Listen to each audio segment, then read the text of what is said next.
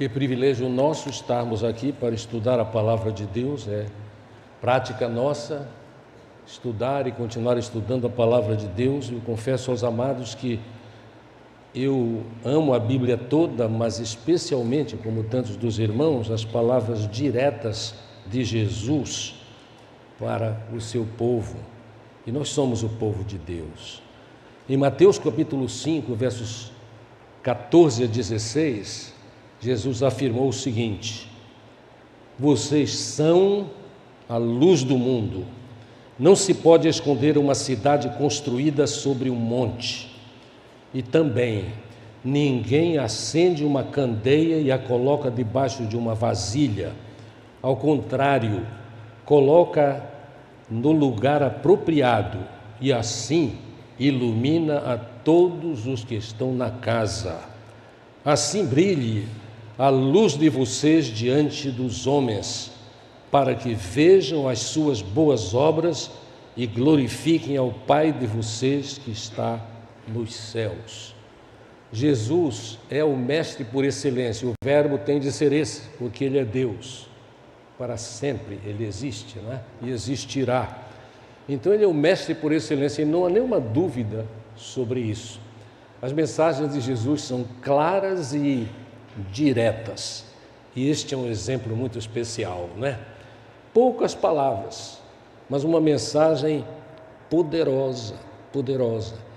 Este texto deve ser entendido como um dos mais importantes para o nosso encorajamento na vida conforme Deus. Que privilégio, né? Porque nós aprendemos desde o Velho Testamento que Deus é luz. Deus é luz. É verdade, luz significa muitas coisas na Bíblia.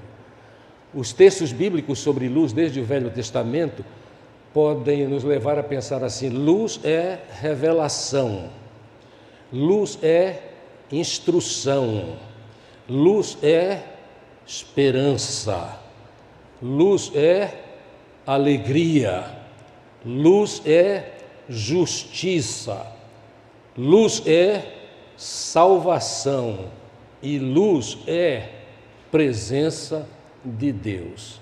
Os textos são muitos. Há expressões muito interessantes na língua portuguesa, por exemplo, eu estou vendo uma luz no fim do túnel, não é? Alguns de nós estamos precisando desta luz no fim do túnel a respeito de algum assunto particular, né? Nós queremos uma orientação segura que nos abençoe, ou que abençoe de nossos queridos. Nós que somos pais e que somos avós, muitas vezes oramos assim: ó Senhor, que acenda uma luz no fim do túnel do meu neto, fulano de tal, né? É uma boa prática orarmos por nossos filhos e nossos netos, porque é notório que eles geralmente não têm a experiência que nós temos. E por não ter experiência, às vezes mesmo desejando fazer o que é certo, não fazem. Então devemos orar para que eles tenham luz na vida deles. Então há muitas aplicações para a luz.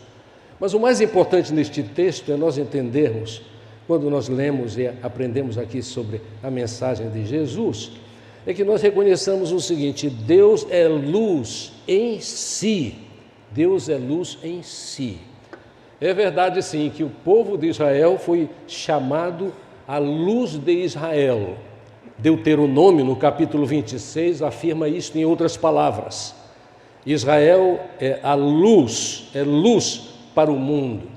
É verdade também que os mestres de Israel, os rabinos da religião judaica, eles eram considerados pela sociedade de então como luz para o povo. E alguns até se orgulhavam muito disso. E de fato cometiam um grave pecado. E Jesus alertou a sociedade de então a respeito de como eles pretendiam ser luz, mas tantas vezes eram escuridão, lamentavelmente. Mas é interessante, amados, que Jesus se apresenta de maneira clara como luz. Eu quero ler alguns textos para os irmãos, porque é importante nós notarmos esta base, não é? Em João, no capítulo 1, versos 1 a 5 e verso 9. No princípio era aquele que era a palavra, Jesus, ele estava com Deus e era Deus. Ele estava com Deus no princípio. Todas as coisas foram feitas por intermédio dele. Sem ele, nada do que existe teria sido feito. Nele estava a vida e esta era a luz dos homens. A luz brilha nas trevas e as trevas não a derrotaram. E como prometido, o verso 9: estava chegando ao mundo a verdadeira luz, isso é Jesus, que ilumina todos os homens. Mas ainda em João, no Evangelho de João, e no capítulo 8 e verso 12, nós aprendemos a seguinte palavra de Jesus. Ele estava dando testemunho e aí ele diz assim: eu sou a luz do mundo. Quem me segue nunca andará em trevas, mas terá a luz da vida.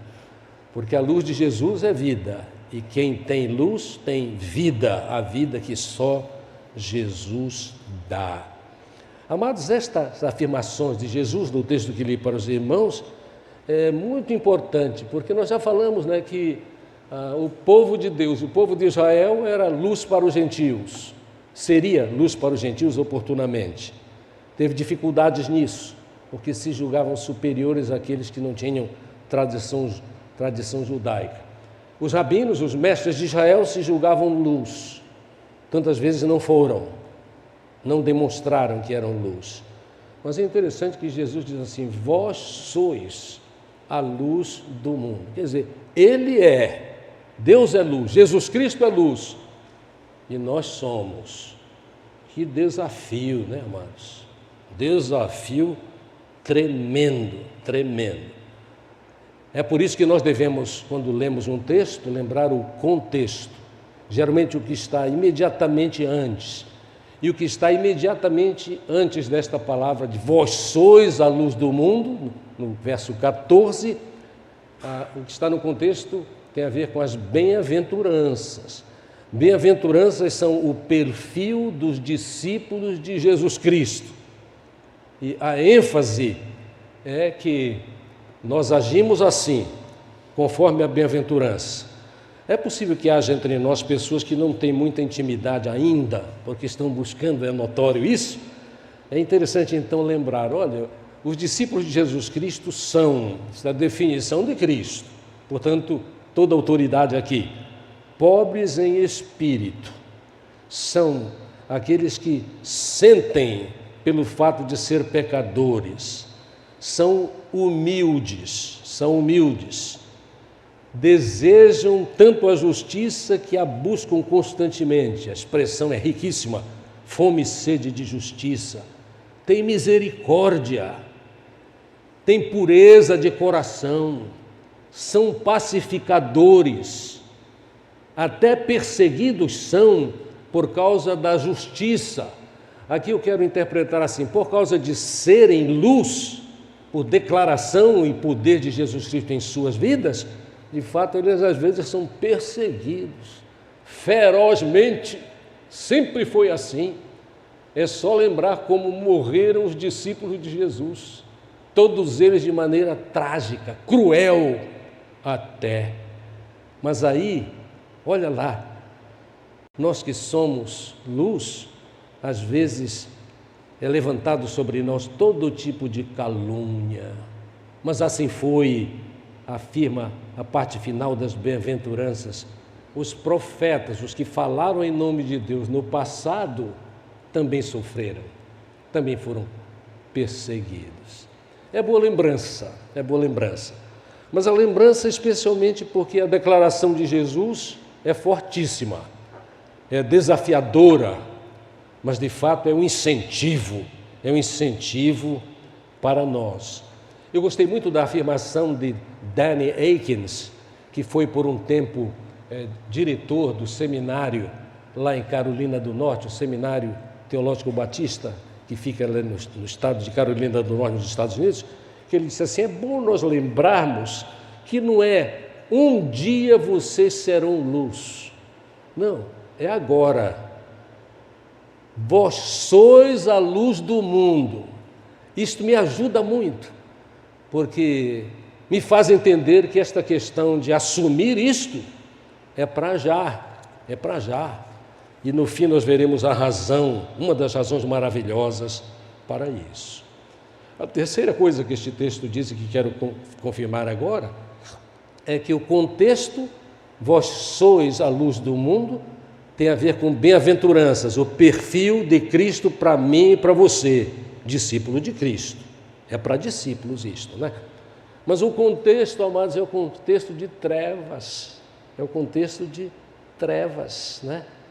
Ai, irmãos, que interessante nós recordarmos isto, né? Vós sois a luz do mundo. O mundo de trevas, o mundo de trevas. Tantas vezes, quando nós lemos o início, João 3, nós de fato nem pensamos nas trevas, né? Vamos só porque Deus amou o mundo de tal maneira que deu o seu Filho unigênito, né? Mas é muito interessante nós notarmos o verso 19, né? O verso 19 de João 3 diz assim: o julgamento é este, a luz veio ao mundo, mas os homens amaram as trevas e não a luz, porque as suas obras eram más. Porque as trevas dão a aparência de que escondem aquilo que fazemos. É por esta razão que luz é segurança. Onde há luz, há mais segurança de onde não há luz. É verdade. Nas nossas casas, nos nossos ambientes de vida, nas estradas.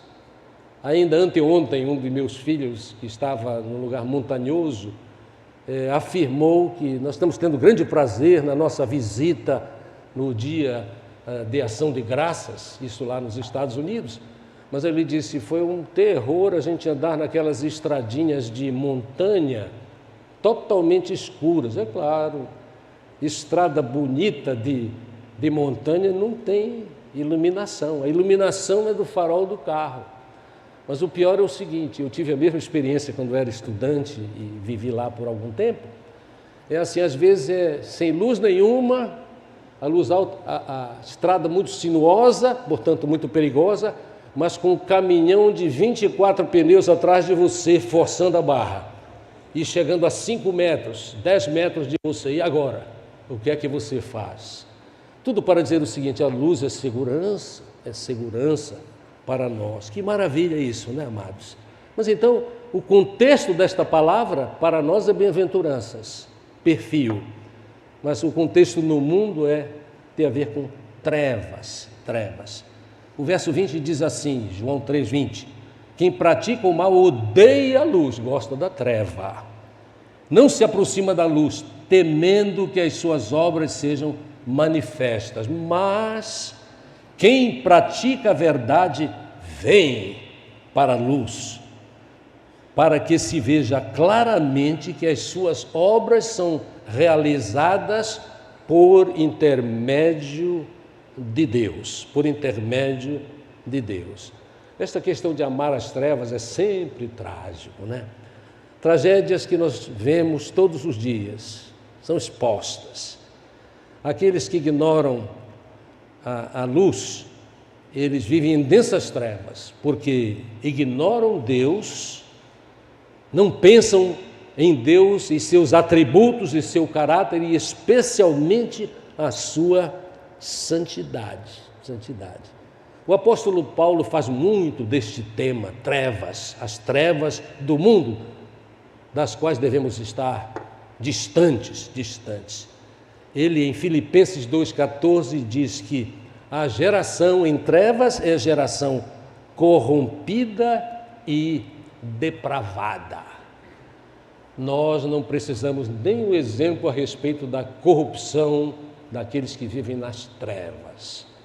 Boa parte do nosso sofrimento, do sofrimento do mundo, tem a ver com culturas, países inteiros, literalmente nas mãos de corrupção, depravação e os corolários disso.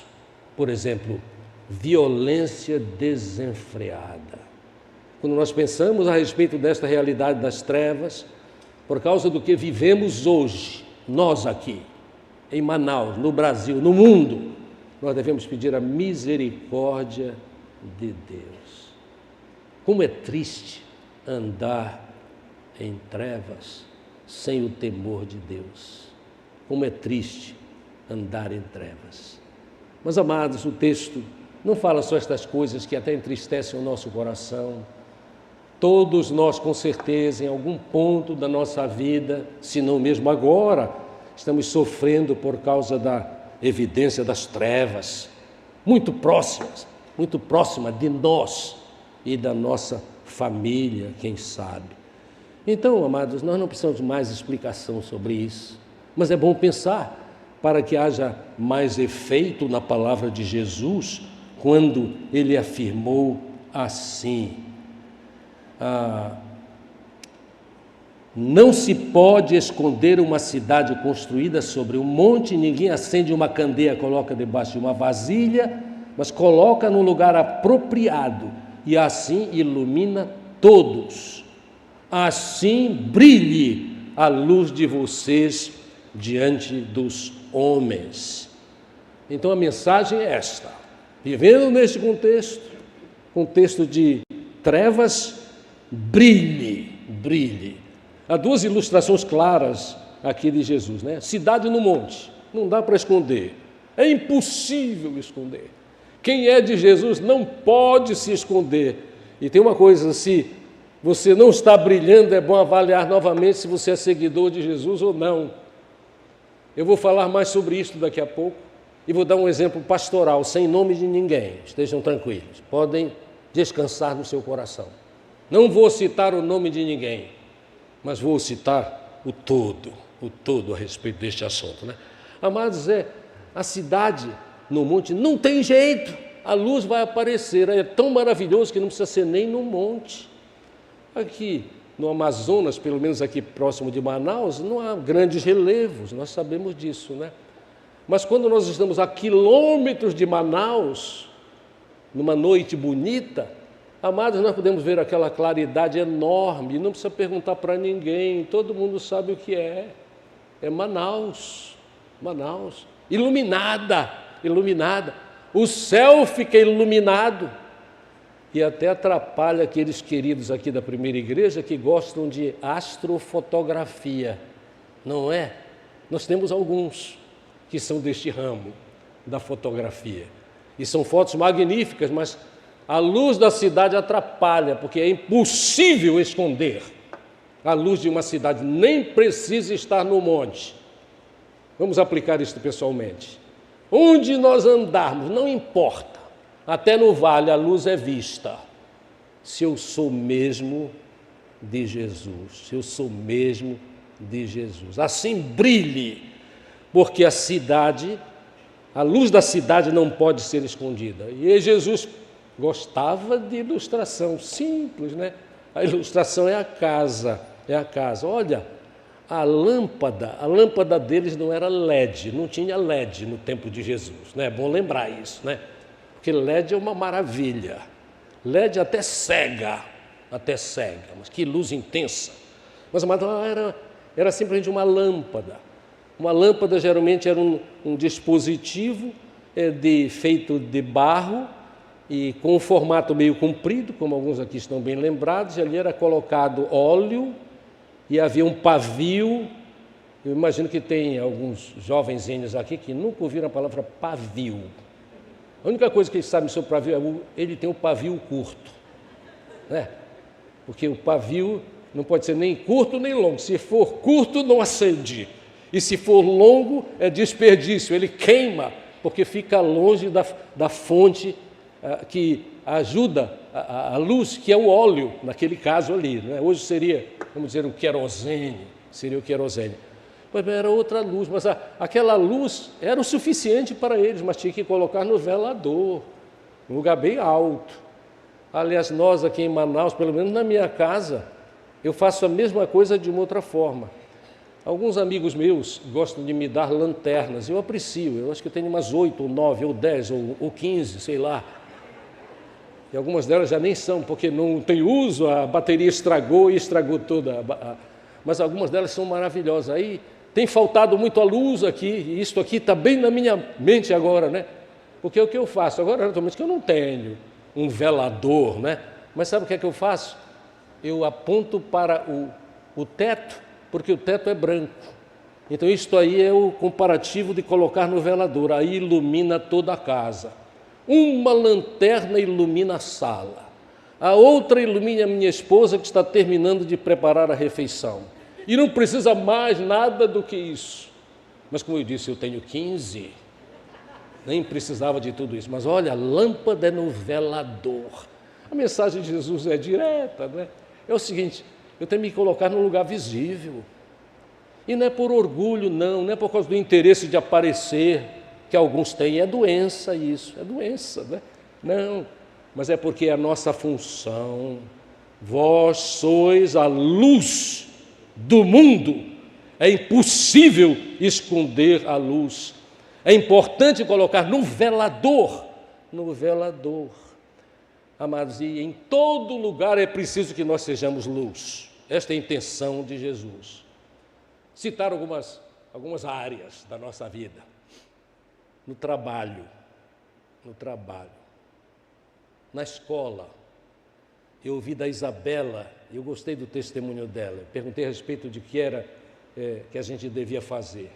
Aliás, eu peço perdão, Isabela, porque eu estou tão velho e eu não sofri de Covid, mas vamos dizer que eu sofri de Covid para justificar o fato que eu esqueci a pergunta que ia lhe fazer.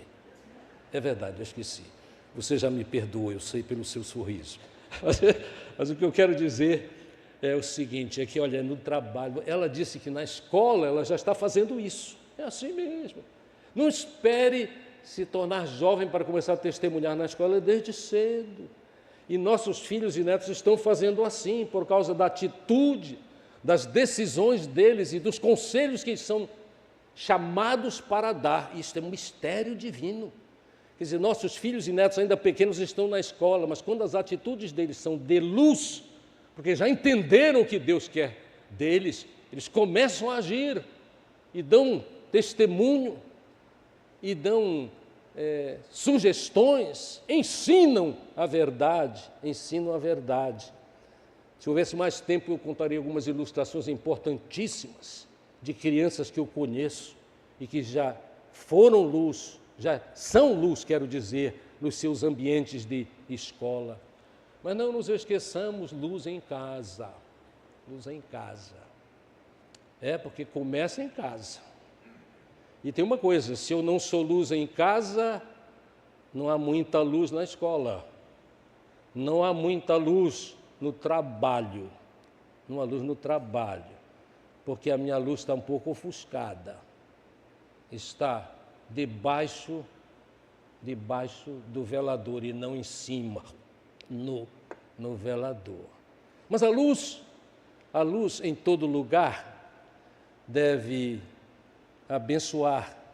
Por exemplo, a luz de Jesus na minha vida deve me abençoar e abençoar os que estão à minha volta no trânsito. Certo? Toca todo mundo, né, irmãos? No trânsito. A luz na sua vida no trânsito pode até salvar a sua vida, porque às vezes pessoas altamente perturbadas no trânsito, de fato não entendem algo que você fez, e se você reagir, e se você não for luz, você pode ser morto. Você sabe disso? É bom saber, é bom lembrar, porque ser luz no trânsito salva até vidas. A sua, inclusive.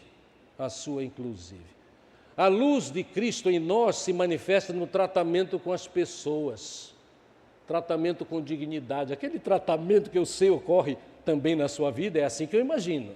Em alguns ambientes, por causa da maneira de você ser discípulo de Jesus Cristo, as pessoas perguntam assim: você é daqui? É verdade, uma pergunta quase constrangedora, não é? Você é daqui? Por que você age assim? A razão, amados, às vezes a gente não diz é porque eu sou de Jesus, mas é o que é. É porque eu sou de Jesus.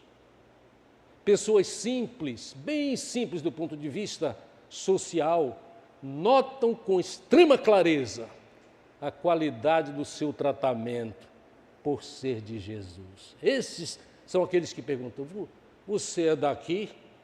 E muitas vezes dá a oportunidade de nós testemunharmos, eu já disse isso, mas repito, testemunharmos, olha, eu sou de Jesus. Não por orgulho, mas porque é a verdade. Não é por orgulho, não.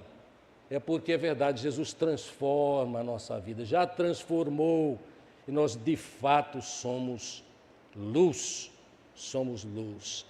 Mas verdadeiramente, esta palavra de Jesus Cristo a respeito, vós sois a luz do mundo, foi dada em um contexto de grandes dificuldades, lá na sua época, sim. Porque sempre houve pessoas que de fato não tinham assim esta demonstração de luz. Hoje em dia, muitas vezes nós não demonstramos a luz que há em nós, a luz de Jesus Cristo, por causa de que nós entendemos ser pressão de grupos, ou então apatia, às vezes até vergonha por causa de algumas inconsistências que nós conhecemos a respeito da nossa própria vida. Isto quer dizer, e se você lembrar algumas mensagens que eu já preguei sobre este assunto, é de fato uma repetição. A luz de alguns cristãos anda lamentavelmente quase apagada, mas ela precisa brilhar, porque é necessário que nós continuemos a glorificar o nosso Deus, o nosso Senhor Jesus Cristo. Temos de brilhar em todos os lugares, E nós precisamos brilhar porque o brilho da nossa luz, é a luz de Jesus em nós, glorifica o próprio Senhor Deus. Eu repito sempre a palavra de Moody, o pastor famoso do passado, quando ele pregava mensagens inteiras a respeito de, em primeiro lugar, é preciso brilhar para assim testemunhar de Jesus. E o segundo ponto muito enfatizado dele é, e nós estamos brilhando, ele sempre terminava assim, e nós estamos brilhando, isso para facilitar a nossa autoanálise a respeito deste assunto. Ah, meus amados, é tão importante brilharmos.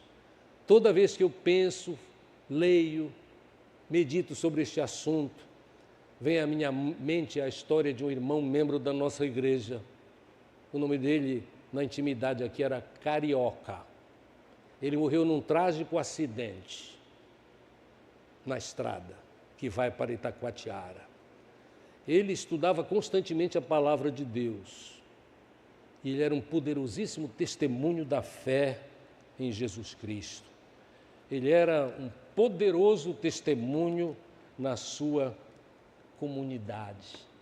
E para mim foi extremamente tocante, no dia da sua morte, ouvir testemunhos a respeito da sua vida no meio da sua comunidade. Nós devemos personalizar esta mensagem, a necessidade de sermos luz. Nós precisamos disso. A luz não pode ser escondida, irmãos.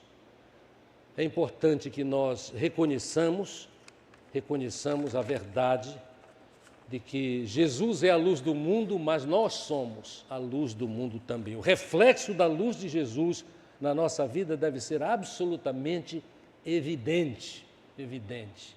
Algumas pessoas que perguntavam a respeito do irmão Carioca, assim chamado na intimidade, a respeito do que ele fazia na sua comunidade, era de todos, nós ouvimos isto no seu sepultamento, porque ele faleceu de modo muito trágico, Todo mundo sabia por que ele era luz na sua comunidade. É por causa da experiência com Jesus, da entrega ao projeto de Jesus na sua vida. À luz deste exemplo do carioca, o que nós precisamos perguntar é o seguinte: e na minha própria experiência, eu estou sendo luz brilhante ou sendo luz alternada, fraca, que de fato não testemunha do poder do Senhor Jesus Cristo? O texto termina assim: assim brilhe a vossa luz diante dos homens, para que eles vejam as vossas boas obras e glorifiquem ao vosso Pai que está nos céus, que está nos céus. Eu quero ler agora Mateus capítulo 5, novamente, versos 14 em diante. Vocês são a luz do mundo. Não se pode esconder uma cidade construída sobre um monte. E ninguém acende uma candeia e a coloca debaixo de uma vasilha. Ao contrário, coloca em um lugar apropriado e assim ilumina todos os que estão na casa. E assim, então, brilhe a vossa luz, a luz de vocês diante dos homens, para que vejam as suas boas obras e glorifiquem ao Pai que está nos céus. Amados, a minha oração é que nós levemos a sério esta palavra, a fim de que Deus nos abençoe e nos ajude a cumprir a missão, nós temos alguns hinos no nosso cantor cristão que são muito, muito importantes. O hino 417 do cantor que usamos por muito tempo na nossa cultura batista, diz assim: não somente para fazer um feito singular é mistério agir com muito ardor, mas as coisas mais humildes para executar deves fazê-las com fervor.